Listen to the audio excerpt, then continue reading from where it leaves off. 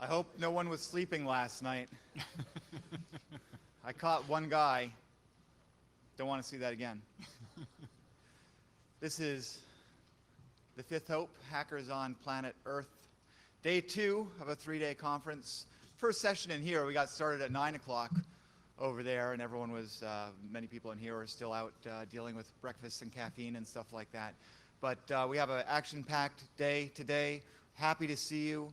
Everything was wonderful yesterday, very smooth, a little crowded for Mitnick. We're hoping to have a remote feed down to the movie room for WAS. We'll keep you posted on that.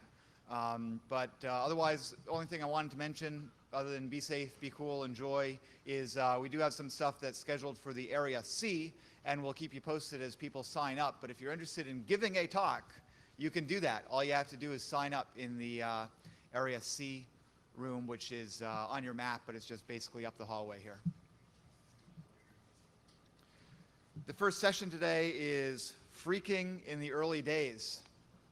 I bring you John Draper, Captain Crunch, AKA, and Cheshire Catalyst.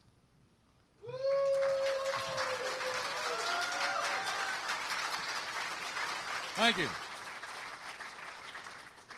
Well, welcome to the Fifth Hope. At least this is my Fifth Hope. I've been here for all of them. And John and I have been around for a little while now. You might call us old school. I first read about John in an article in a magazine called Esquire. I doubt if you people have read that. A little bit before your time. I was actually in the Army stationed in Germany at the time, and it was known that I was interested in phones. I punched telex overseas, so I was in communications, but they knew I was interested in phones, and somebody said, "Hey, Cheshire, you seen this article yet?" And little did I know where that little article by Ron Rosenbaum would lead me, to a stage in front of all of you explaining how some of this stuff works.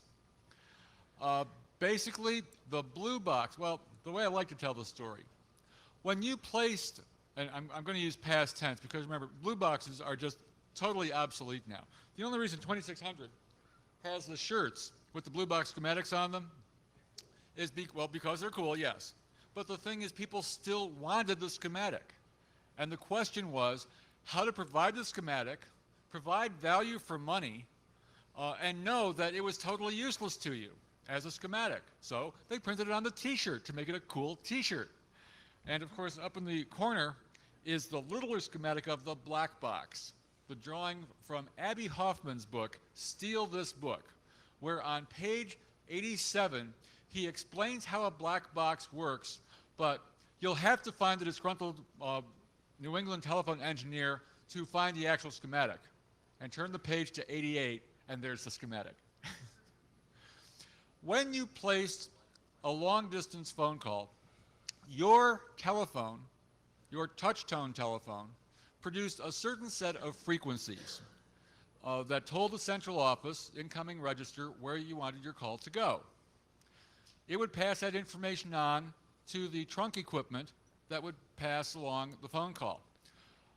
A blue box, well, when you ask the operator to place the call for you, she was at a higher level than your central office, and her touch-tone pad put out a different set of frequencies that directly controlled the long lines equipment. Right. This is at a trunk level as opposed to subscriber level. So the blue box operator basically has a touch-tone pad with the operator's frequencies. Now, to place a blue box call, actually, in fact, I'd like to start off here by giving you guys a little course on how the blue box works, and I also have a special treat. I have the biggest tandem stack ever on recording, and as a special treat tonight, I'm going to give you what it's all about. You get to actually experience the thrill of the use of a blue box. This tape, I want to give credit where the credit is due. This I obtained from Richard Cashton. Richard Cashton's website. He used to be Mark Burnett back in the old days. Well, Richard Cashton has a website called Phone Trips, wideweb.net or wideweb.com/phone trips. And I believe that this recording was from that. I have special permission from Richard to have you hear this tonight. Audio people, are you ready to patch in the audio? Here we go. Step one was to get onto the long-distance network, usually by just simply dialing a long-distance call. Anything that was more than about 75 miles out would go over a type of carrier system that would respond to 2600.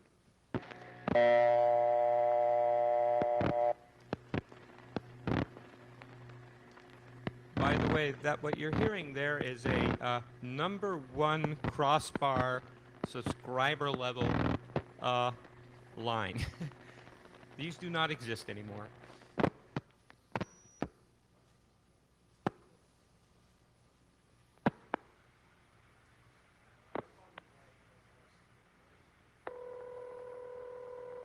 The number that's ringing at this point doesn't matter. What's important is that this call has gone over a trunk from New York to a distant 4A, which can be reset by 2600.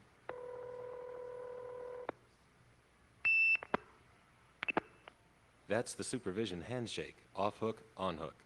And now it's waiting for new digits, which Ben will supply. Stopping the tape now, what he dialed was 216-054-064. These are old routing codes. The network of the 1970s had routing codes for tandems in all major cities. The first code, 216054, is the routing code for Youngstown, Ohio. The 064 in the area code of 216 is the routing code for Canton, Ohio. Both of these are crossbar tandems. When Ben keys in this sequence, the 4A into which he is keying picks up a trunk to Youngstown, Ohio, and sends 064. That tick is the 4A cutting through to Youngstown, Ohio after having sent 064. Now, what does Youngstown do with the 064? Well, it picks up a trunk to Canton. That's the code for Canton. But having been sent only the routing code and no digits to follow it, it simply dumps us into the Canton trunk without sending anything. In other words, it stacks. That's the sound of Youngstown, Ohio, dumping us into a trunk to Canton. And that's the handshake from Canton. Canton, Ohio, is now ready to receive digits. That's 054064. This causes Canton to pick up a trunk to Youngstown and send 064. Now we're in Youngstown again, which stacks into Canton, and then Canton gives us the handshake. And we'll do another 054064. Now we're in Youngstown again. Youngstown stacks to Canton. That's the handshake, and here we go again. Same digits. Youngstown, Canton, handshake. Now the connection has gotten so long that the handshake is all you can hear. Now on that supervision flash, you could really hear multiple links, both on the off hook and the on hook. He's going around again. That was such a short flash that you didn't get to hear all the on hooks. You've been listening to the beginning of the original 1975 tape, stretched to allow me to describe what's going on. Let me go back and play this part again without stopping to talk on it.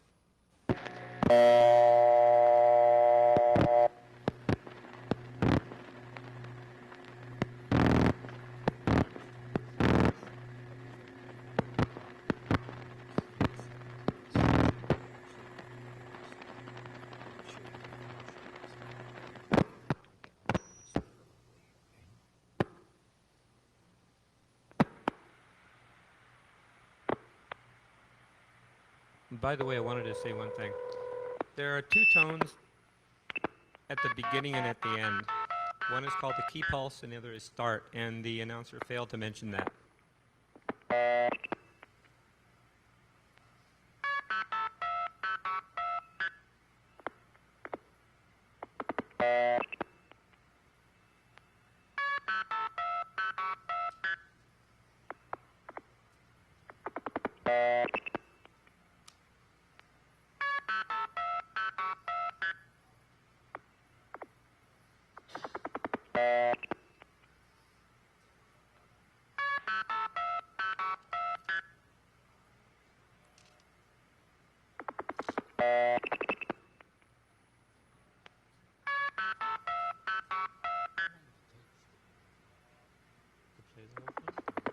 it's longer than the actual. But I'm only going to put a section to it. Yeah, so you can see it's that long.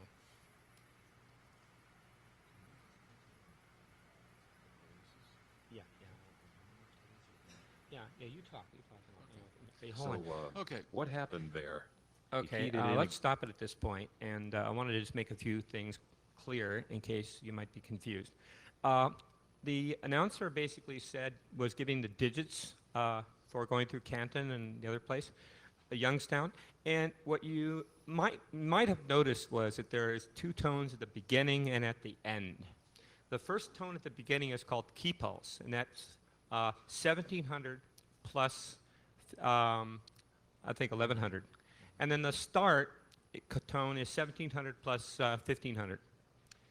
And basically, the 1700 tone was only used for the key pulse and start. The 1700 tone is also used to do another special key pulse called key pulse 2, which is often used for international switching, which is normally not used in domestic. This is what is called a C1 signaling. Okay, it's strictly a 2600 handshake. There are other more complex methods of signaling called C4, C5, or something like that signaling, where you're using a combination of 2600 plus 2400, and there's a more complex handshaking involved. At this point, I'll go ahead and turn it over to Cheshire and to talk a little bit. I'm going to get the next part of the tape queued up here. The designations C1 and such, and our system of using 2600 was, I believe, RR2, Regional Something 2. And these were designations of the International Telecommunications Union.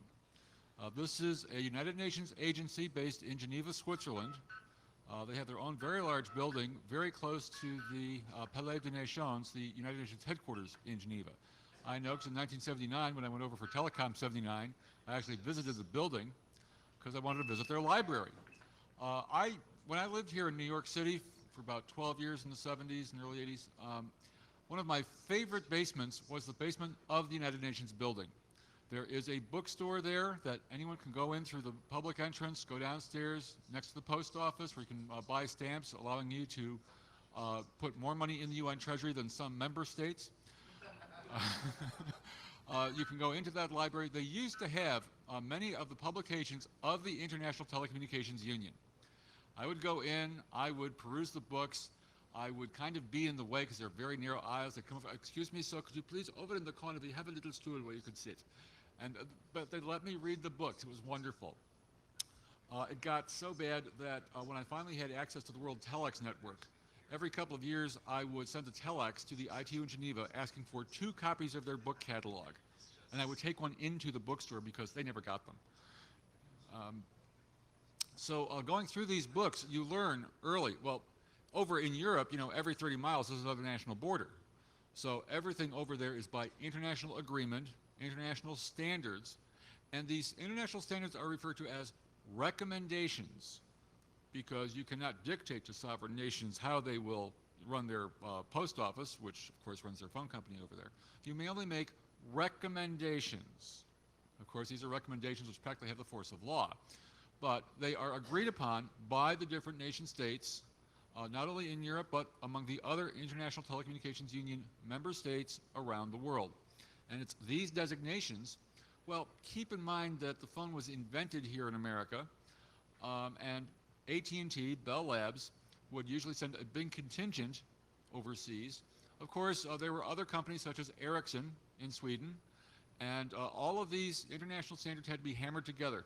You may have noticed in the front of your phone book the list of country codes. And North America is country code 1.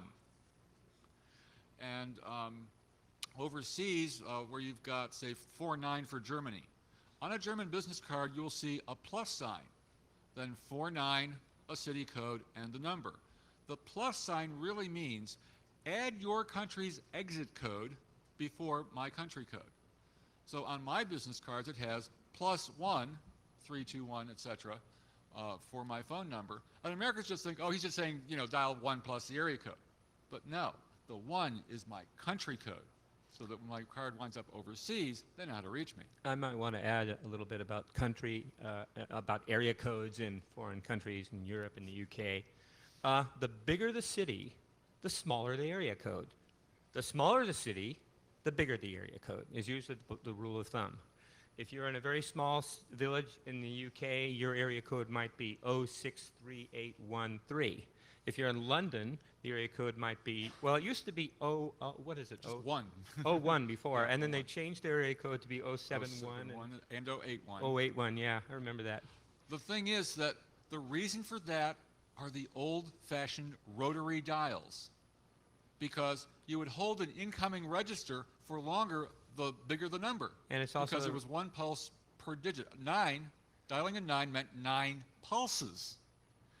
And so those large cities, you just want to get that 1 in there, meaning London, and then you're just going to go there, and then you'll have the various exchanges. But the smaller cities, you're going to take up more time dialing that number and hold that incoming register longer, but you won't have as many calls to those small cities. So overall, in the grand scheme of things, you can level out the amount of time needed to hold an incoming register, and therefore how many incoming registers you need to set up your telephone exchange. Yeah, and bigger cities, of course, required more, so your area codes were smaller. I went to the first public hearings here in New York City when they were going to do something really radical. They were going to split 212 and create 718 in the, quote, other boroughs, close quote. I say that because we got a lecture from the borough president of Brooklyn when people were referring to the outer boroughs. So there is Manhattan and there are the other boroughs. Please keep that in mind while you're in the city. I pointed out in my testimony that, and by the way, I think I was about the only person of all the people testifying in favor of the split. It was technologically based, of course. They were running out of exchanges. Of course, they needed it. All I asked in return was to remove the $1 a month charge for touch tone, making it easier for people to dial the extra 3 digits. And my reasoning was the incoming registers. Because in 1964, my folks brought me down from Rochester, New York for the New York World's Fair. Needless to say, one of my favorite pavilions was the Bell System Pavilion. And they had an exhibit there where you could rotary dial your telephone number and it would time you. And then right next to it was a touch tone pad. And you could touch tone your number in and it would time you. And as unfamiliar as I was with touch tone back then, because it was brand new, of course, I still made better time with the touch tone pad than I did with the rotary dial, and pointed this out to the commission. Unless, of course, you made a zip dial. Well, not in those days. You take the spring out of the phone and the dial would return really fast. Works great when you want to try to win the radio contests. But in my testimony, I pointed out that touch tone meant that you held the incoming register for less time. You would not need as many incoming registers, and therefore reduce the cost of the changeover to the new area code. Well, I was told this was not a rate hearing, and that my testimony was not valid to the point of this particular hearing. But the administrative law judge invited me to come back the following month when they had a rate hearing. That was fun. I want to get back now into some more of the recordings. I'm kind of skipping around. It's a very long recording, and you can see me after the session is over, and I could tell you where you can get a full copy of this. I will probably wind up putting it on my website and putting it into an FTP area where you can FTP it. I haven't had a chance to do that yet, but or you can possibly get it off of the Wide Web Phone Trips website as well. It's a 70 megabyte WAV file, by the way, so it's pretty large. One of my jobs with the Hope conferences is following the conference, I set up a page of links from the conference, including speakers' notes. And so this will be one of the links that we'll have on the website. Give me about a week or two after the conference to set it up. It will be at hope.net. Yeah. Okay. So let me get started on this. And this. Oh, wait just a sec. Plug the speaker back in. There we go. This was just a wonderful thing. It was a okay. wonderful system. When I listened to this, I mean, in a minute. The other we're gonna voice you hear actually on there hear is when Bill. he, successfully calls the phone My next to mentor. him. And it is just so cool.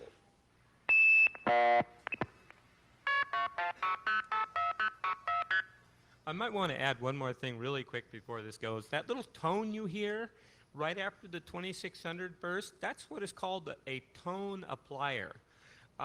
This is a special little device set aside because back in the old days when you were calling a number that was like a non-existent number and you get a reorder or a quick busy, well, they would use the 2600 flash because that's how they could pass the reorder across a carrier to a distant office.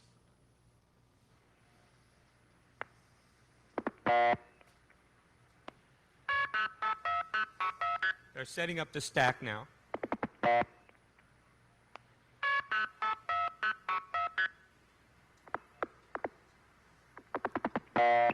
And what they're doing is they're going to actually call the phone next to them. And then they're going to be doing some experimentation where you flash forward and flash back.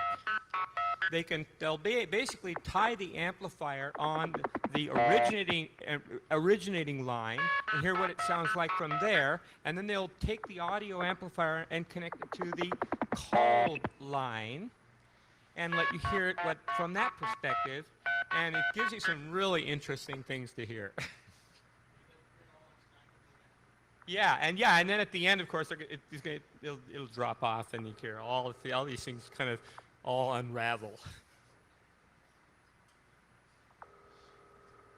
So they're calling the phone next to them now. I guess we should say something about the tone applier. Yeah, that people must be wondering about what that sort of busy signal sound is. Yeah, every time we get a supervision off hook, except for the first time when he whistled off initially, there's this bop type sound. That is the tone out of which busy signal is made.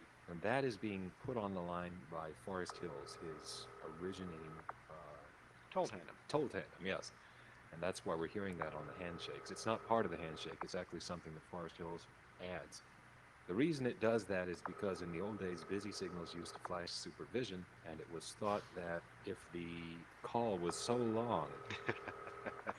Given what we're discussing. Right. Not this long, but nothing was ever this long. At least we hope it never was. Right. But you could see where you might get, if there was a busy signal flashing at the far end, you could kind of lose that in the clicking. Right. So it was felt that they had to reapply the busy tone locally. One of the things he always does first when he calls himself is that he just flashes. He picks up the phone and hangs it up, but not long enough to charge the call. By the way, that tone applier will only work if the other end hasn't been off hook long enough to actually cause the supervision or charge back to your local office. And so the next time you were to, let's say, if the call had been answered, and then if they flash the hook switch again, you won't get that tone applier.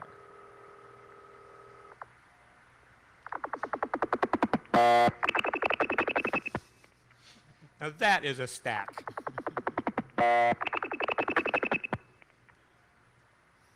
And what you're hearing is it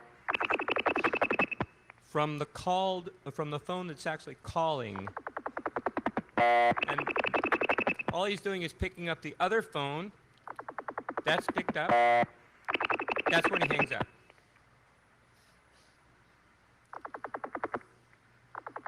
Here they're just picking it up and hanging it up real quick, and it kind of like sort of almost makes it back.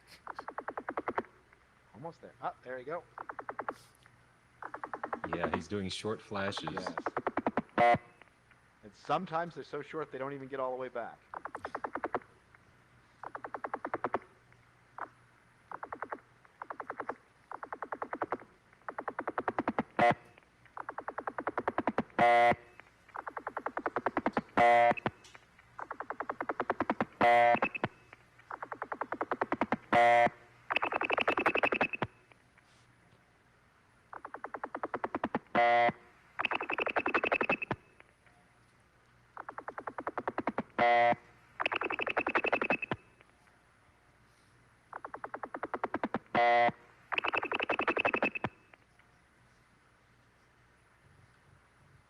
Okay, I'm going to run this up. We'll put this line on hold, and then we'll do the same thing now, from the called end. So stand by, tape recorder. Now what they're doing now is they're switching it over to the other line. If you hear very faint in the background, you hear the 2600? What you're hearing is just a little bit of a leak through from the filters, because when the lines... Listen to those 26s beating. There's so many of them. It's flash suit. When the lines are on hook, okay, the circuitry between the two trunks are both whistling 2600 at each other. The reason why you can't hear them is because the filters are kicked in. However, in this particular instance, we've got so many trunks stacking that some of that 2600 sometimes will leak through and sometimes you'll hear it, but it's very faint. And this actually caused a rather interesting thing in my case. When I was actually in court, the phone company was claiming that I was using electricity in the phone line. And I brought an expert witness to testify that I was actually using less electricity than more electricity, because the oscillator that was sending back the lines was really removed, so to speak. So I was actually using less electricity. And of course, the judge got really confused about that.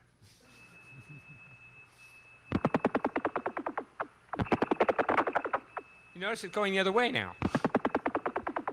It started going away. Before it was like coming toward you. Now it's going away because you're looking at it from a different perspective. Because each of these lines attenuates just a bit, and you have so many of them stacked up.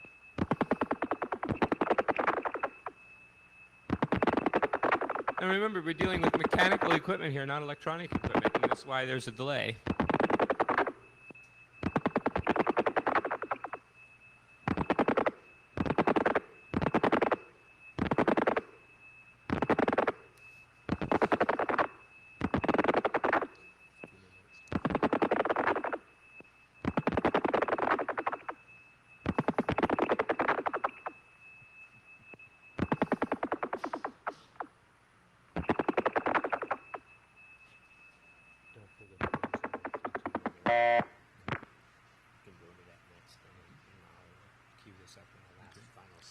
Both lines were on for the last flash. Let's do that again. Keep them both on.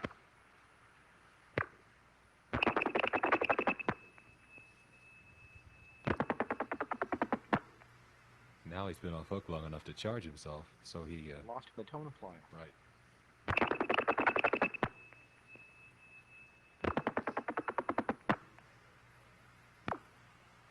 Now just the called end. We've already souped long enough to charge. I think they're going to go for the disconnect pretty soon here.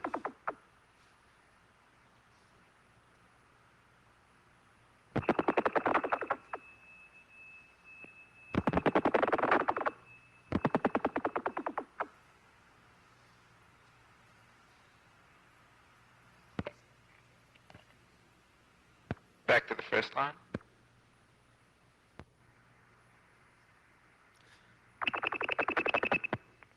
Okay, go ahead, Tom. Well, while John is now queuing up the piece de resistance, the actual shutting down of that stack of tandems, I just want to explain for those of you who may not have caught the story of, well, dare I say, my greatest exploit, getting of my area code. Yes, my personal area code. This New York City 718 split was good training because after I moved to Florida, a few years back they decided to split the 407 area code around Central Florida, the Orlando area, and the area around Cape Canaveral. Well, that's where I live. I moved down there because I like to watch rockets go up and keep going up. It's amazing stuff. Yeah, we both watched the Cassini when it took off, and now it's already arrived. So they're going to split 407, and I look at the schedule, and I have to work that night, so I didn't go. Well, it turned out nobody else went either. And when it made the papers the next day that they were going to split 407, great outcry, they decided to have another set of hearings. I look at the date. Now, got to work that day, too. Well, wait a minute. Let me at least look up on the internet and see if there's anything interesting. So, I'm an old phone freak. I know to look on the website of the North American Numbering Plan Administration. And I'm looking down the list. Now, you folks know the list. 201 New Jersey, 202 DC, blah, blah, blah, and gaps marked available for geographic relief. Okay, so I'm going down the list and I see this number 321. Why does that sound familiar to me? Oh, yes, now I remember why that's familiar to me. It's time to bring down the web processor, or bring down the web browser and bring up the word processor to prepare my testimony for the Public Service Commission hearing. Well, I show up, I'm nervous, I'm flustered, because it's so silly. I'm sure somebody would have come up with it, but it was the combination of Phone Phreak and Space Cadet that made me come up with this idea. I presented it to the Public Service Commission and said, listen, we who live around Cape Canaveral, the countdown capital of the world, we want area code 321. They loved the idea from the get-go. In fact, one commissioner told me, we love to have this kind of sugarcoating to put on the process of this split, because it's going to be hard for a lot of people, the old retirees and what have you. The chairman of the commission came up to me after the meeting, and she thanked me very much. I want to thank you very much for your testimony today, because we went to NANPA, and we requested a list such as you presented in your testimony, and they told us it was proprietary. I, of course, found it on their public website. So how proprietary could it be? So I figure, I asked for it. They approved it. It must be my area code, right? But I share. You want to show your phone number? No. Okay. All right. This is the tear down of the trunk as seen from the called end, not the end that call. Not the called end, but the actual received end of the phone call. So the caller hung up the phone. Right, the caller hung up the phone, and you are at the called end, and this is what you would hear. Line and flash down. Shorter and longer.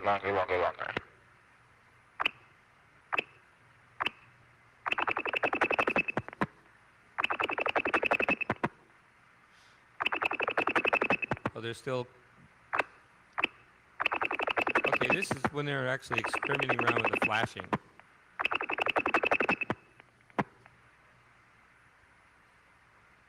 So that wasn't the extra trigger on it?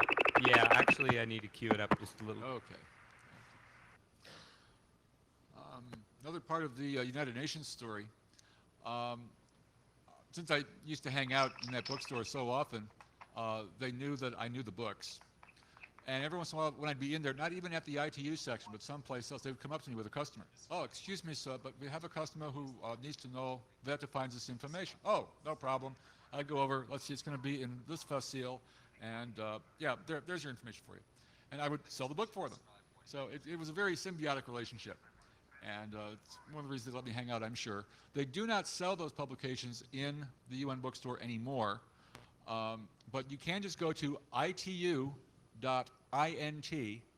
and look over the publications they do have available. That stuff is publicly available for sale. Okay, I'm ready here. This next part of the tape here talks about what is called flash forward. Okay, this is basically a signal. I'll just let the narrator explain this, and I believe that the flash forward will follow this, and this would be the last part of this section here. And then there's another section on here of a much bigger stack that you just got to hear. The setup of the stack had actually not been made on this tape, so it had not been recorded.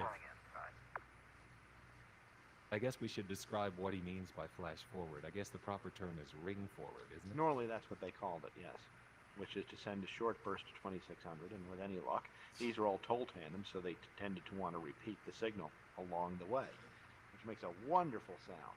Now, in the actual network, the ring forward was used for... to signal an operator if they had put up a connection and you needed it back on the line, your local operator could hit a ring key, which would send a little chirp of 2600 down the line, and that would make something flash where the connection was. And when you get a connection this long and you ring forward, assuming that it passes it along, which this one does, oh yeah, you get to hear that little burst of forward on hook being sent, just very slowly, one, then the next, then the next, then the next, all the way down. Yep, just cascading down. You can count the links. And he does that with the tape recorder on, first on the calling line and the called line.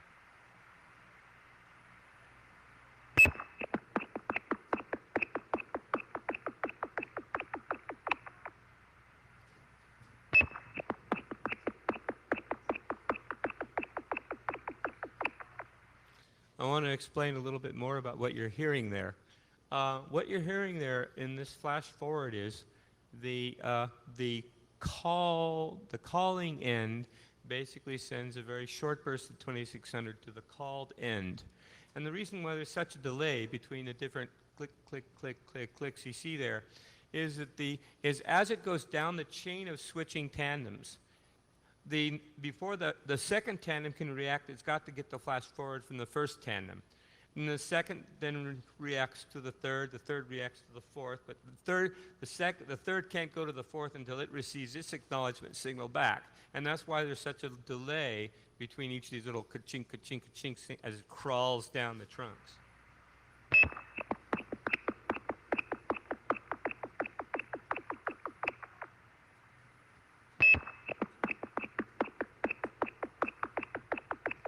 And this is instigated by a quick burst of 2600, which is not long enough to disconnect the call,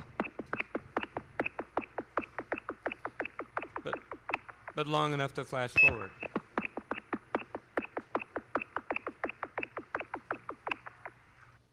Okay, I'm gonna get to the big stack now. I'll let Cheshire take over there. I've got to come up with an old story to tell you while he's doing that, and I'm starting to blank. So let me mention that a lot of my stories are on my little disc, my hyperbook as I call it, called Of Course They're Secrets, They're in the Manual. It's all in hypertext. It's just a bunch of web pages from various of my websites. It's available for $15 on the internet at CheshireCatalyst.com, or I'll be set up in the back in the vendor area after the talk here, and we'll have them for $15. I've also brought my little laptop with me with my $7 Salvation Army keyboard. Most of the keyboards in the Salvation Army were actually around $2, $2.50, but I decided to get the $7 keyboard, the one with the mag stripe reader. So I will be selling discs for 50 cents a piece, and then 50 cents a swipe. Find out what's really in your wallet. Okay. I'm back. This is going to be the last final. I'm just going to let it play to the end, and because we're toward the end of the actual recording. And there are two voices you hear on there. One voice his nickname is Doorbell. Another one is Bill Acker, and Bill is an old. Well, he's my mentor. He was the one who both of us have spent just endless nights crawling through the phone network, looking through every single tandem, looking through every single TTC code we could possibly find to find the most interesting sounds we could find in the trunks. And Bill also is a very good social engineer, and so is Denny. Denny's the blind kid who actually turned me on to phone phreaking. He was the one that actually had a Captain Crunch whistle. And he was the one, of course, that told me all about it. And how I got the name Captain Crunch, everybody asks me this. It's on my FAQ on my website, which is webcrunchers.com/crunch, in case you want to know what it is.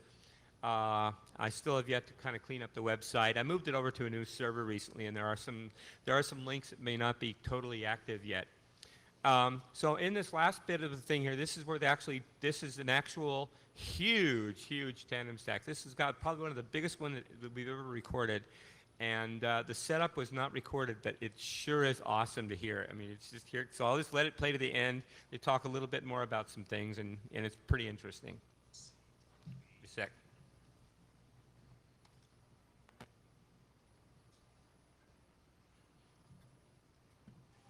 Listen to the longest stack I could find in all of the tape libraries. Ah, yes. And try to approximately count the links.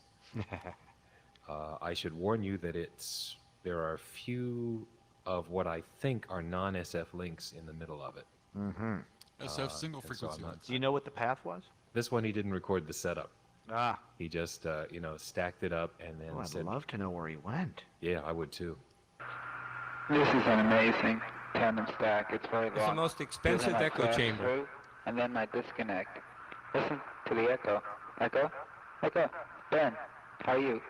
I have my lines tied. Oh, this is amazing. Amazing. Okay, let's flash through. Stand by. We're now on the receiving end. Let me flash from the calling end with 26.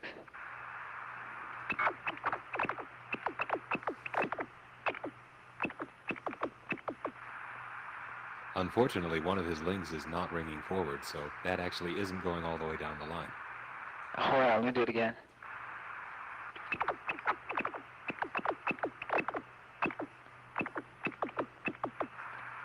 A little longer.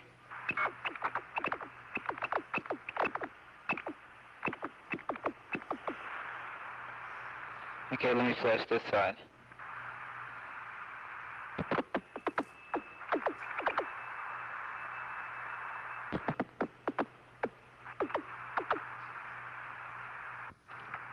And now, here is the disconnect.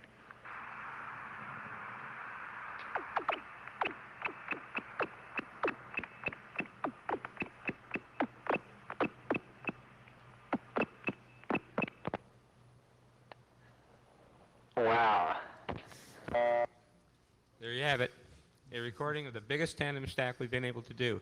Let me talk a little bit more about some of the other tandem stacking technologies that we were involved in. That, of course, was called a tandem stack using #1 crossbar tandems, which allowed the possibility of dropping you into the trunks, as was described by the narrator at the very beginning. Other ways of tandem stacking, which is not quite as effective as this, was the use of guard band. Let me explain what guard band does. I'll probably take about 3 to 5 minutes kind of explaining this, because I think this is a really interesting concept. I was the actual pioneer in this particular technology. I was at the time doing a lot of audio analysis. I was like an engineer, and I was doing things with audio and bandwidth and spectral analysis of sound and all this other happy stuff. And one of the things I noticed is that the audio link of a telephone line has a very sharp cutoff after 3,000 hertz. The audio bandwidth of a telephone was flat from 300 to 3,000. Immediately after 3,000, it had a very sharp drop-off. And the reason for that was that the reason that these audio channels had to be very precise is because they were backed up against other audio channels, and they had to have a very sharp cutoff at the end. It turns out that 3,200 hertz, it's possible to send sound through 3,200. Now, 2,600 alone in the phone is what's required to dump a call off. If you have any other frequencies present along with 2,600, it won't drop off.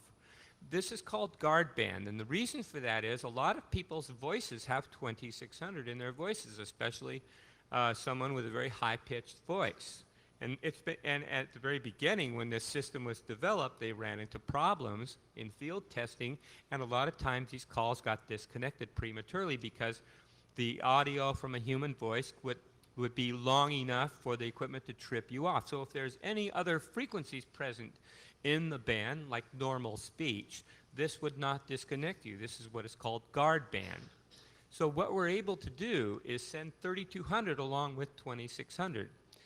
And what we'd do when we blew it off or disconnected it with 2,600, we'd also pass 3,200 along with the 2,600. By the time it went from the first hop to the second hop, the 3,200 got attenuated down below the threshold required for the 2,600 to actually trip the circuits. So the 3,200 actually allowed the 2,600 to pass from the first link to the second link. And then the second link would drop off and go ka-chink, chink, and then you would pump up the volume of the 3,200 just a tad more, go to the next link, and it go chink, chink, chink. And you kept doing that, and you kept bringing down or bringing up the 3,200. It would attenuate down. It go to a certain point. Afterwards, the 3,200 became so high in amplitude that you got a lot of intermodulation distortion along with it, and that was your real limiting factor. But this would never work when you're using an acoustical coupler connection to the phone line. This would only work if you were actually directly connected to the phone line and can directly couple the audio into the phone line at reasonably high volumes in order to do this. This was called guard banding, and it allowed some really, really interesting hacks. Because here's what happens. A lot of times when you're out in a really, really suburban area, you get your operator, and your connection to the operator is 2,600. So you can't even get your 2,600 through the trunk without the 3,200. So you guard band through that point, get past the operator, and get from the next trunk to the next trunk, and that allowed phone phreaking and blue boxing to work on these really urban areas, which you normally would not be allowed, because what happened in 1972, 1973, the phone company started centralizing everything. Instead of having these small little bodunk towns have their own operators, what they would do is the operators for these small towns would actually be located in the nearest big city. For instance, Ridgecrest, California, out in the desert, was a main hub.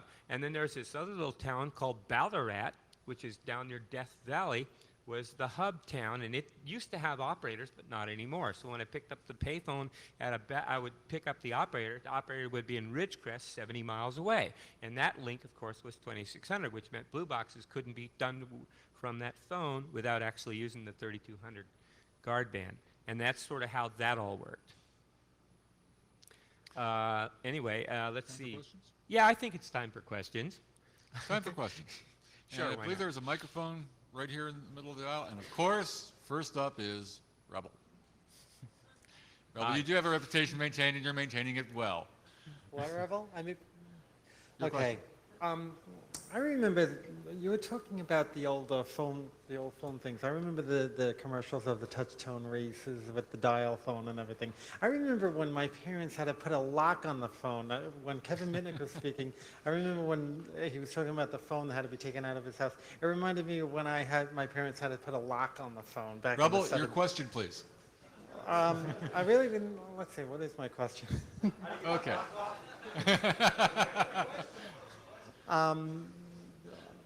Well, for those of you too young to remember, and there looks like there's very few of those here, on rotary dials, people used to put a lock in the number 1, so you couldn't turn the dial past 1. My parents and used to could put not it on the place number a call. 3. Thank you, Rebel. I have a song to play. Should I play it Okay. now or should I play it later? The way to get past that, of course, was to just hit the hook switch the number of times. Yeah, that's for the other number of thing I wanted to pulses. mention. That's the way when they put the lock on the 3 or the whatever number, I just flash phone. Very good, Rebel. So Thank you shall very I- much. It's time for the next question.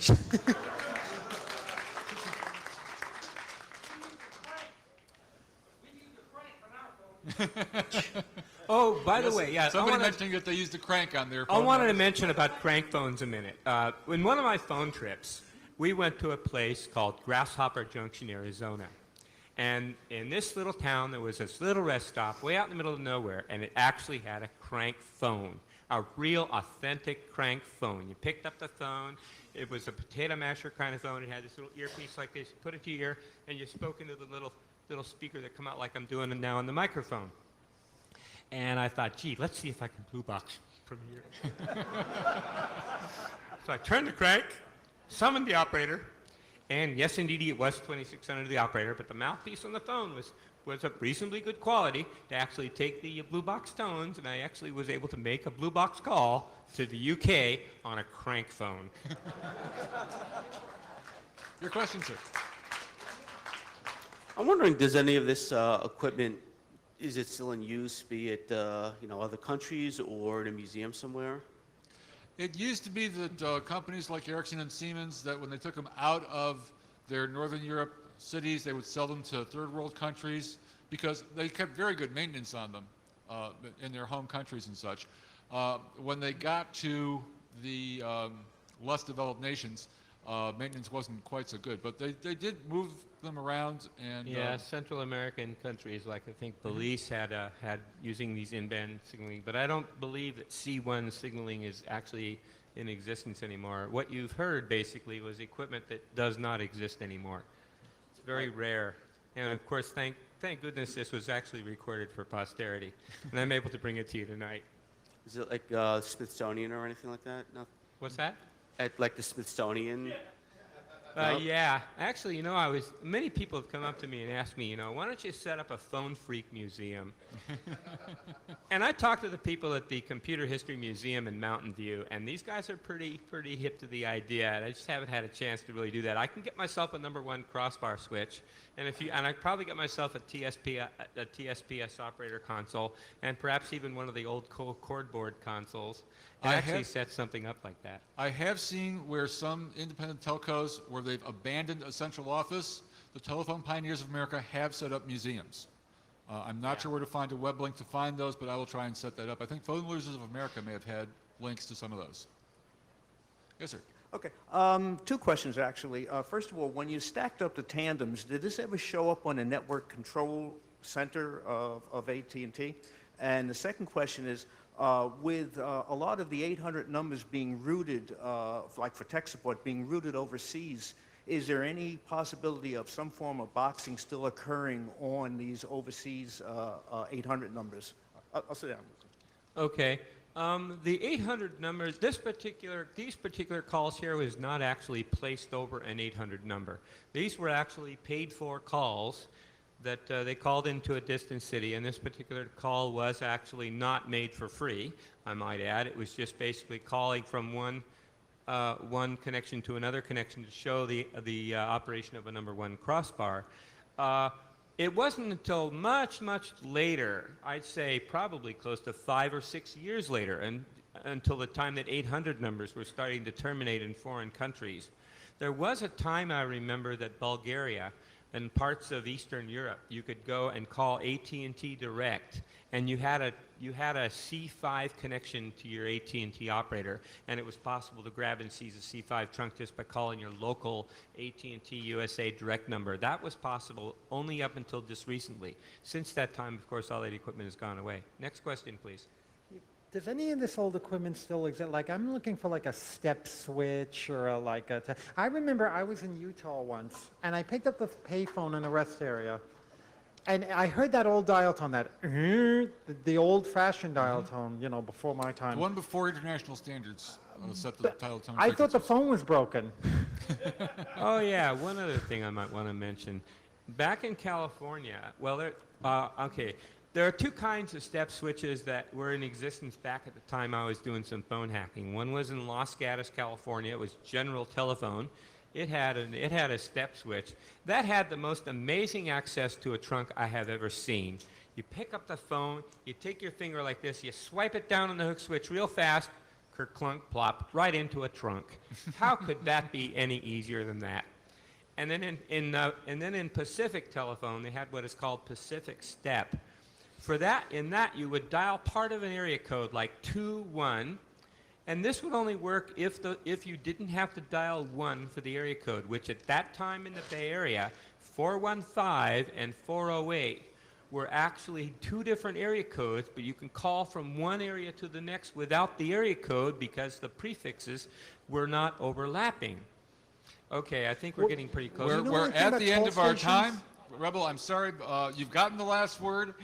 And, does anybody have any more? One real quick question. No, we don't even have time for that at this point. We have to go for the next session. How about the song? Could we end with the song? Ladies and gentlemen, thank you very much. End with the song.